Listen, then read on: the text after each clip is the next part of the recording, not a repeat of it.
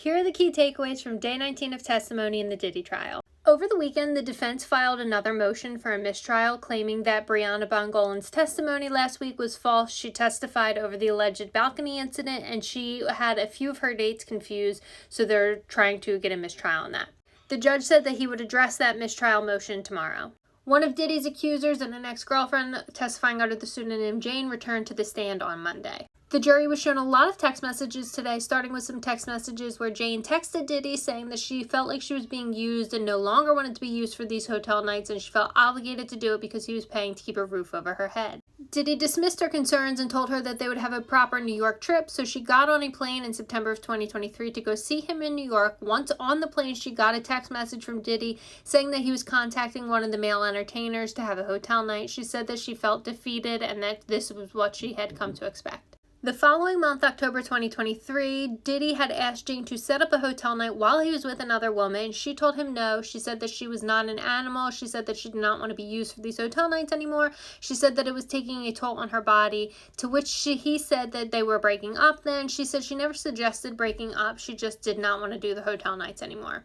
Jane said that whenever he wanted a hotel night, he would begin love bombing her to get his way. She said she met up with him in October 2023 for a sobriety party. The sobriety party turned into a hotel night. She said that after performing with two men, she got sick, to which Diddy said, "Great, now you'll feel better," and had her perform with a third man. Following that incident, there were some text messages exchanged saying that he was risking her health, and she also asked him for money and said that she would not leave the relationship quietly like Gina or Cassie.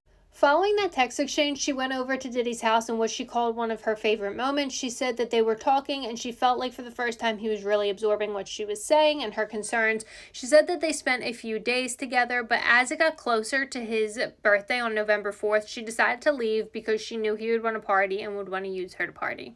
Jane recalled learning of Cassie's 2023 lawsuit. She said that she had never met Cassie other than a few times in Crossing before, but other than that had never contacted her. She said upon reading that lawsuit, she felt there was a harrowing resemblance between Cassie's lawsuit and her experience. She said she reached out to Diddy, and she said the sick part of it was that as she was developing this trauma, he would gaslight her about the trauma, knowing that he has been here before. The jury heard a recorded phone call between Diddy and Jane. It was recovered from Christina Cram's phone. She is Diddy's former chief of staff. Jane says she didn't know that she was being recorded at the time. However, she could hear Diddy taking notes on the other line. Diddy talked to her saying that he felt that they both enjoyed the hotel nights and that he was unaware that Jane didn't like them. He also said that he really needed her to be there for him.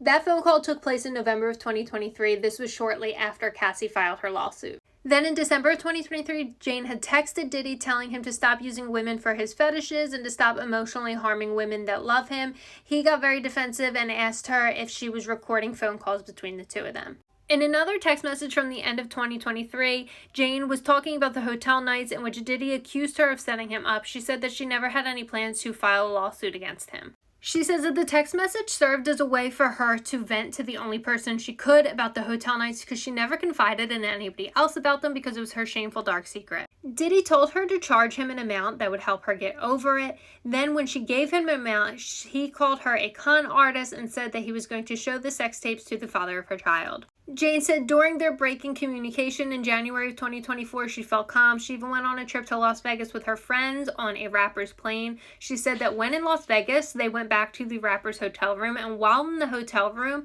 one of the male escorts that she had known from one of the hotel nights with Diddy was there, having sex with a woman while the others watched. She did not name that rapper or any of the other people present in her testimony. She said Diddy then reached out to her in February of 2024, and she responded because she missed him.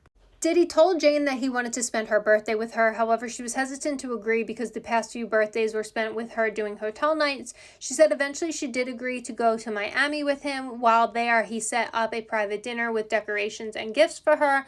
Then they started drinking and taking ecstasy, and then in the early morning hours, he proposed a hotel night. She said she agreed because she just learned to accept that this was the outcome of whatever they were doing. She said they had some more hotel nights after getting back together in 2024. They would either be in Miami at his house or in LA at her house. They never went out in public together because of everything that was going on around that time.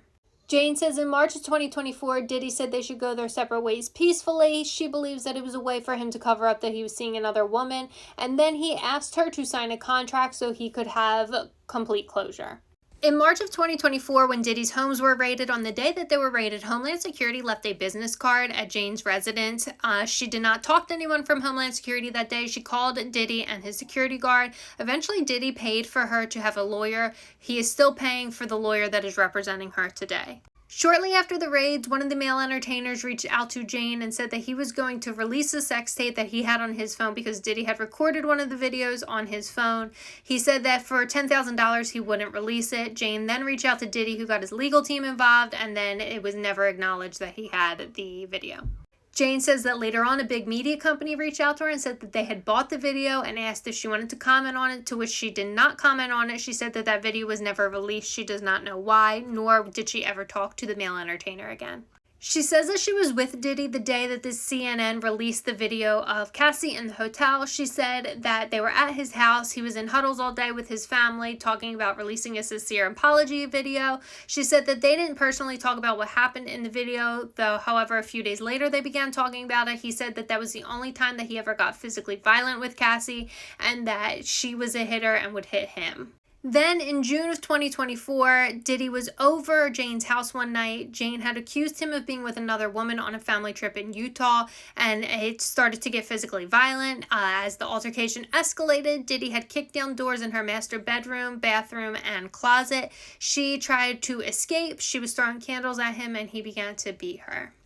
Once the physical altercation was over, he said that he was inviting one of the male entertainers over because he was not going to let a night end the way that it did, physically violent like that. She said that he told her to cover up any of her injuries with makeup before the hotel night. A few days after the physical altercation, she said that Diddy had reached out to her, accused her of cheating, and then they broke up. Jane said the last time she saw Diddy was in August 2024. She was with him at his home, and he invited a male entertainer over for a hotel night. Jane is expected to return to the stand on Tuesday. The prosecution wanted Jane off the stand by Thursday because she has an international flight to catch.